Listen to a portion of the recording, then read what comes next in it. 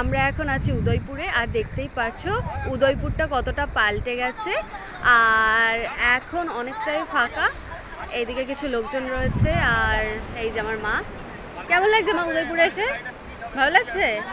সত্যি ভালো লাগছে। উদয়পুরটা অনেকটা পাল্টে গেছে, আগে যেরকম দোকানপাট ছিল সেগুলো কিচ্ছু এখন নেই, সব পুরো ফাঁকা ফাঁকা হয়ে গেছে। তো এই যে জলও অনেকটা কম, মানে অনেকটাই পেছন দিকে, তো বেশ ভালো লাগছে। সত্যি ভালো লাগছে বলো? আমারও ভীষণ ভালো লাগছে, নিজেকে একটু দেখিয়ে দিই।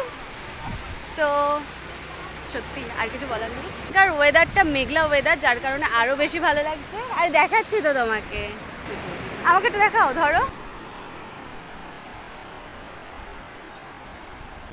পা ভেজাবো, পরে ভেজাবো, এখন ভেজাবো না।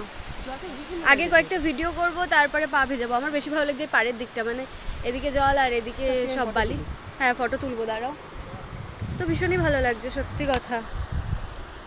আগে উদয়পুরে এলে দেখতাম যে চারিদিকে দোকান আর লোকজন, আর এখন এসে দেখছি যে সব পুরো ফাঁকা ফাঁকা, দোকানপাটও কমে গেছে আর লোকজনও ততটা নেই। তো ভীষণ ভালো লাগছে।